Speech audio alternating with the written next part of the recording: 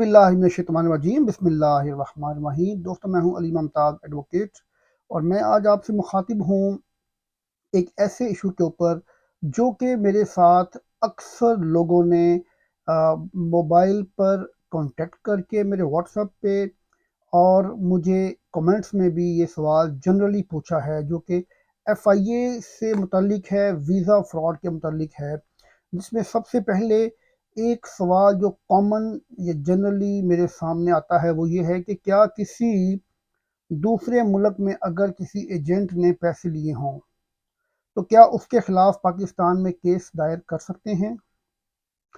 तो होता कुछ इस तरह से है कि कुछ लोग मुल्क से बाहर होते हैं, जैसे सऊदी अरब होते हैं या दुबई में या ओमान में या मस्कत, जहाँ भी मतलब किसी शहर में या किसी मुल्क में होते हैं, मलेशिया वगैरह में या यूरोप के किसी मुल्क में होते हैं।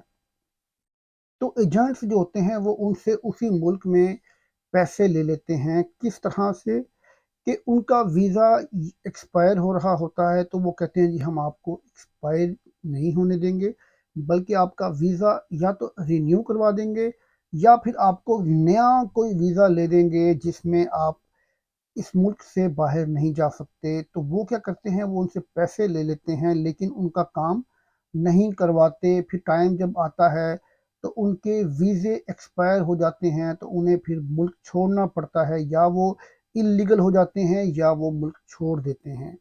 अगर वो मुल्क छोड़ते हैं तो फिर वो पाकिस्तान में वापस जाके सोचते हैं कि हम उसके खिलाफ क्या कार्रवाई करें।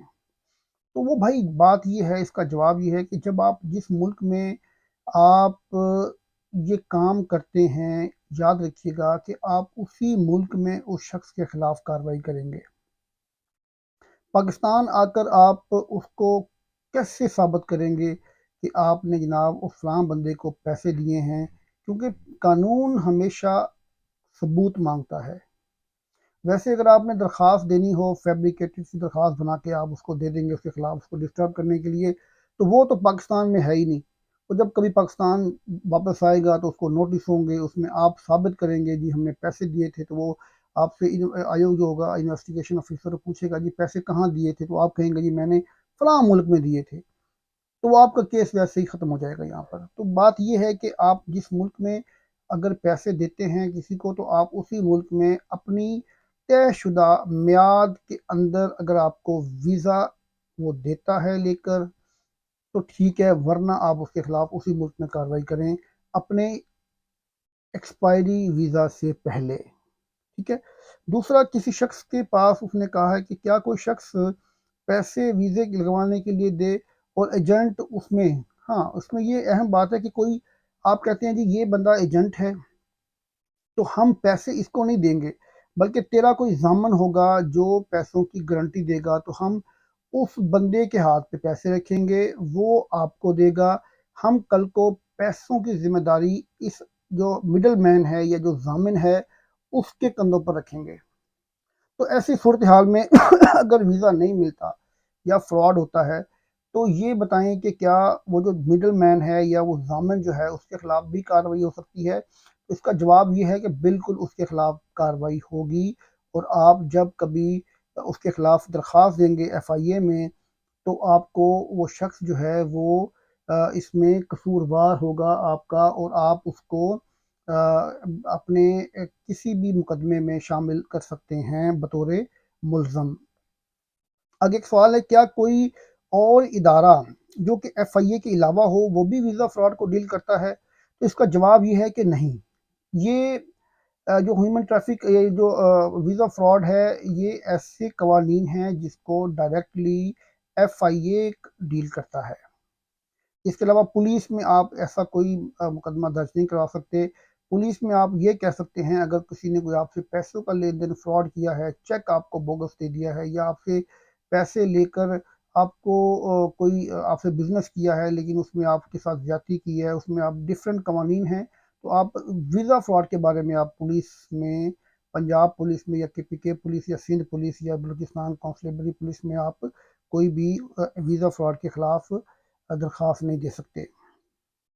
एक सवाल मुझसे और किसी शख्स ने पूछा कि कितने माह तक अगर आप उस मुल्क में रहें तो आपका जो वीज़ा है वो मतलब कि बोगस नहीं होगा, बल्कि आप अगर वहाँ से डिपोर्ट भी कर दिए जाएं तो आप एक वीज़ा दिलवाने वाले के खिलाफ कार्रवाई नहीं कर सकते। तो इसकी मियाद जो है वो मेरा ख्याल है कि 18 माह है।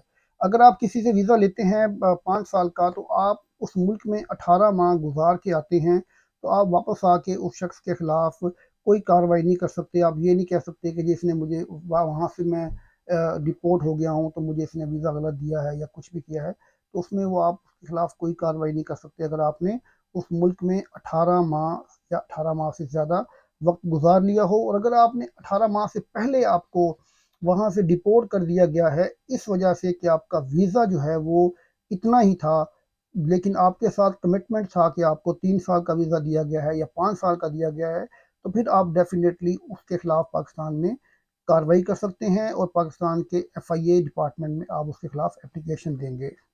आखिरी सवाल मुझसे जो लोगों ने ज़्यादातर पूछा है कि अगर आपके पास जाली वीज़ा है और आप एयरपोर्ट पहुंच जाते हैं, तो क्या जिसने वीज़ा दिलवाया है उसके खिलाफ कार्रवाई होगी या आप जिसके पास वीज़ा है उसके खिलाफ? लेकिन पहले तो कार्रवाई होगी जो बंदा जाली वीज़ा काउंटर पे पेश करता है उसके खिलाफ। ठीक है, पहले तो उसको वो वहीं से फारग कर देंगे और उसके खिलाफ जो महकमाना कार्रवाई हो सकती है उसके ऊपर डिटेल बात बाद में कर लेंगे, वो होगी। और बाद में जब आप बाहर निकल आते हैं तो फिर आप कार्रवाई करेंगे उस शख्स के खिलाफ जिसने आपको बोगस वीज़ा लेके दिया।